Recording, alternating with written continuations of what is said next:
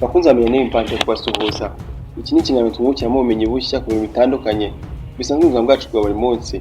Twumva icyo abahanga n'isi babivugaho, tukabyo no kutusanga tubizi. Twunguka ubumenyi bushya kandi tukagera aho duhagarara.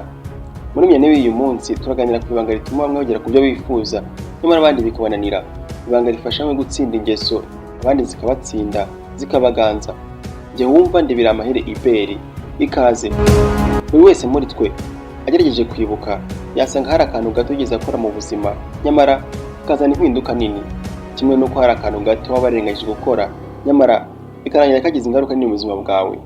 Nk'urugero rworoshye, iyo ugeze aho wategera imodoka ugasanga irahagurutse, nyamara hari umunota umwe cyangwa ibiri wamaze wicaye mu rugo ntacyo uri gukora, nta kabuza ushobora guhita bituma utekereza ko iyo uza kubakoza amahitamo yo guhaguruka iminota ibiri imbere, nawe uri kuba wicaye muri iriya modoka.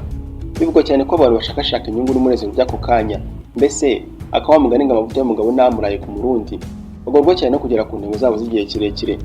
Nireba ngo ukoresha ngo utsindira n'ibishuko bigukura mu byishimo by'agahe gato ku mpamvu y'umunezero urambye. Mbe tugiye kwibandaho muri iki kiganiro. Ibi bikubiye mu gitabo How to Build Self Discipline cyanditswe na Meadows. Muri byinshi bigora umubiri w'umuntu harimo no gutsinda ibishuko ndetse n'irari ibyo ari byo ryose. Kwiyongeza iminota 10 mu buriri kandi amasaha yarageze ngo byuke, kongera kandi keke kwisukari mu cyayi kandi waremeje kuyigabanya, gusohora ijambo riri mu kanwa kawe kandi waremeje kujya umureka nta gushotora, kimwe n'ibindi bishuko duhura nabyo hafi ya buri munsi. Meadows wanditse ibitabo yamaze imyaka myinshi agerageza umubiri we ngo arebe ko washobora kwihanganira ibishuko. Hari nubwo yibazaga nta mpamvu yagari ihari. Yajyaga yifata agahagarika kurya mu gihe cy'amasaha 40 kandi byo kurya bireba. Yatoreye ibintu biremereye cyane nta mpamvu yagari ituma bikora. Yanditse amagambo arenga 40,000 mu gihe cy'ukwezi kumwe gusa. Iki igitabo cyo mu page 400 yamaze amezi 2 buri munsi amani 5 mu mazi yabaye urubura. Yajyaga hanze akabana 30 y'inyagiza nta mpamvu yagari ituma bikora. Kubera icyakoraga ibintu byose bigoye gutya, yabikoraga agira ngo arebe imbaraga z'umubiri mu kwigenzura no kwihanganira ibintu bigoye. Niba ashobora kumara amasaha 40 atarya kandi atabibuze, ubwo yashobora no kwihangana igihe inshuti ze zimuhamagaye ngo bajye mu kabari. Niba arubwa amazi y'urubura mu gitondo, ashobora no kwihanganira kubyuka nijoro mu mvura akajya ku kazi. Abantu bose bagize ikintu twifuza mu buzima. Ikintu cy'ingenzi baturushije no kugenzura imibiri yabo. Hari inzira 13 z'ingenzi zifasha abantu kugenzura imibiri yabo no kwihanganira ibishuko ibyo ari byo byose. Iya mbere nishingiye ku ihame ryahimbwe n'umuhanga mu by'ubukungu w'umutaliyani witwa Vilfredo Pareto. Uyu nguyu yahimbye ihame yise 80-20. Iri hame riragira riti 80% by'umusaruro wose bituruka kuri 20% by'ingufu zakoreshejwe. Ni kimwe nuko ariko 80% by'ingaruka ziba zavuye kuri 20% by'impamvu. Aha ari naho havuye yamvuga ivuga ko impamvu nganururo. Ubumenyi bwo kwigenzura no kuganza ibigusha nabwo nuko buteye. Icyo bigusaba gusa no kumenyereza ubwonko bwawe ubwoko runaka bw'imyitwarire kugira ngo ugere ku musaruro utagira ingano. Niba ushobora kwiga umuco mushya cyangwa se imyitwarire mishya mu buzima bwawe, ubwo ushobora no kugenzura umubiri wawe. Inzira ya kabiri ni ukugira intego z'igihe kirekire wiha. Reka tuvuge ko nko itabi, ariko hari icyumweru wiyemeje kurireka, hanyuma hafi yawe hakaza umuntu agatangira kuritumagura, akoramo akanya gasigera tagatumura. Intego y'igihe kirekire wihaye ni ukureka itabi kugira ngo ugire ubuzima bwiza ndetse ureke no gukorora. Gusa muri ako kanya isigara ryiza uri kureba imbere yawe riri kubera igishuko ko riri kukwibutsa ukuntu ugira itumagura, kohereza umwotsi mu muhogo. Muri ako kanya urimo kwiyumva nk'aho iryo sigara risobanuye ubuzima n'urupfu kuri wowe. Ubuzirikane intego y'igihe kirekire wihaye muri minota 2 byakuvuye imbere, nta kindi kintu cyabaye. Nibigenda gutya uzaba umeze nk'utsinze igitero kinini cyane mu rugamba. Inzira ya gatatu no kugira akamenyero, ingeso cyangwa imyitwarire ushaka kwiga. Burya kugenzura umubiri wawe bitangirwa n'akamenyero. Bitekerezwa ko bitwara iminsi 36 kugira ngo igikorwa witoje cyo cyamaje kukwinjiramo cyabaye akamenyero. Niba usanzwe ubyuka ntusase, byagusaba gusa gufata iminsi 36 ukabyuka ugasasa kugira ngo kubyuka ntusase bibe byatangiye kujya bikubangamira. Niba usanzwe umenyereye kunywa inzoga buri munsi, byagusaba gusa kumara iminsi 36 utanywa inzoga kugira ngo wamaze kumva kutayinywa ntacyo bigutwaye. Buri munsi ugiye wiyemeza gukora igikorwa ushaka gutora nk'umuco, byagusaba gusa gufata iminsi 36 kugira ngo wamaze kukimenyera. Inzira ya kane ni gukora ibikorwa bituma ukoresha umubiri wawe imyitozo cyangwa se imirimo y'amaboko.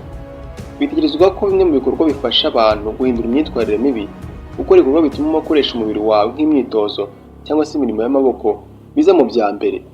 Hari ubushakashatsi butandukanye bwemeza ko imirimo ihoraho ituma ukoresha umubiri wawe igabanya ibikorwa nko kurya cyane, kunywa itabi, kunywa inzoga cyangwa se gukora ibindi bikorwa bishobora kuzana ingaruka mbi. Impinduka mu bikorwa byawe bya buri munsi ishobora kuzana impinduka nziza zitagira ingano mu buzima bwawe. Indi myitwarire byemezwa ko ifasha mu gutsinda ingeso cyangwa se imico mibi ni ukubyuka kare. Bitegerezwa ko niyo wabyuka mbere y'iminota 15 yonyine mbere y'igihe usanzwe ubyukira bituma uwo munsi urwa neza kurushaho. Inzira ya gatandatu ariko ni ukugerageza ikintu gishya buri munsi utarigeze ukora mbere. Ibi ngibi birimo gukora ibintu bitagushimishije ariko ukabikora ugamije kureba urwego umubiri wawe ushobora kubyihanganiraho.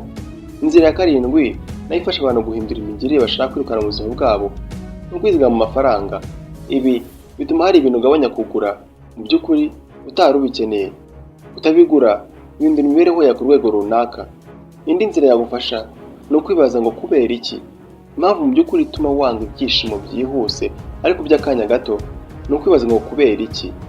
Kugira impamvu ifatika ni ingenzi mu gufasha kutava mu isezerano wihaye. Iyi mpamvu iyo yibukije buri gihe iyo uhuye n'igishuko cyangwa se irari bigufasha kutaneshwa.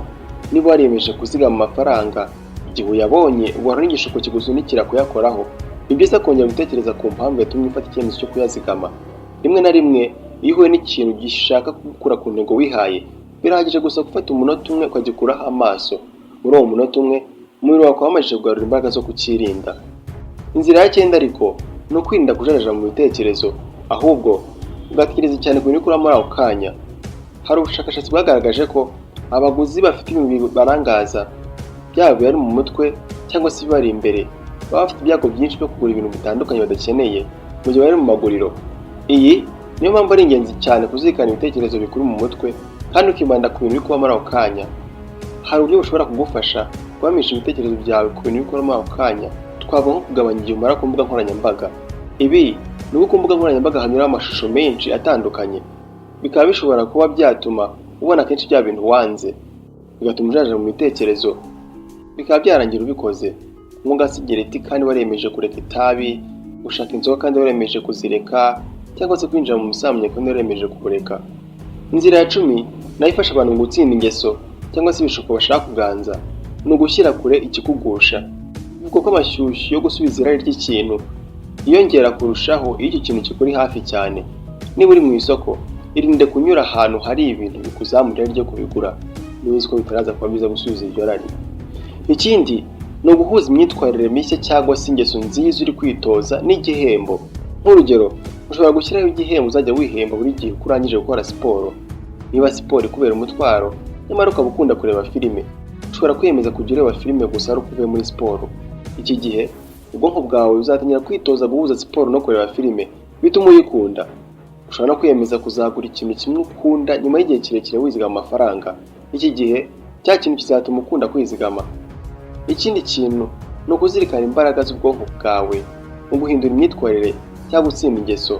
Salo Japanista wabaye umwe mu basiganwa ku maguru beza mwaka wa 2000 yaragize ati ubwonko igice gifasha abantu kwiruka cyane ntabwo ari umutima cyangwa ibihaha, ni ubwonko. Hari ubushakashatsi bwagaragaje ko cyagiye wumva umunaniro ari amarangamutima y'umunaniro atari ikimenyetso cy'isobanura ko udashobora gukomeza. Ibi birumvikana ko buri wese ashobora kurenzaho igihe atangiye kumva umunaniro. Niba ushobora gukomeza gukora igihe wumvise umunaniro, ushobora no gukomeza kwizigama amafaranga igihe tugejeje kuyakoraho. Icya 13 twanasorezaho ni ukwiyegereza abantu wifuza kumera nkabo. Bitegerezwa ko uko uteye nk'abantu 5 muri Rwanda. Ibi birumvikana ko niba inshuti zawe nta kindi zitekerezaho cyangwa se zivugaho uretse wenda ubusambanyi no kunywa inzoga, ufite ibyago byinshi cyane byo kwitwara nkazo. Ni kimwe nuko ariko wimenyereje kubana n'abantu bafite ingeso nziza wifuza kwiga byarangira uzigezeho. Igitabo cya Meadows kandi gitanga inama y'ibyo ushobora gutekerezaho bikaba byagusubizamo ingufu igihe wari ugiye gucika intege cyangwa se uri kunyura mu bikomeye. Igihe urakaye cyangwa se ubabaye, wibuke ko ububabare uri mu nzira zo gukura. Ku bintu byose mu buzima bitangira kandi bikanarangira, ko guhangayika no kwiganyira ntacyo bikemura, ko inkovu ari ibirango byo gukomera kwawe. ko buri rugamba ari intambwe igana imbere, ko impungenge n'urucanige rw'abandi ntacyo bikurebaho, ko ikiruta ibindi ushobora gukora ari ugukomeza. Nshuti twabanye muri Menya w'uyu munsi, ni munyemerere dusoreza ahangaha agace k'uyu munsi. Turebeye hamwe inzira 13 wajya ukoresha kugira ngo utsinde ibishuko n'ingeso ushaka kwirukana mu buzima bwawe. Tubashimira kuba mutwumva, naho ubutaha mu kandi gace.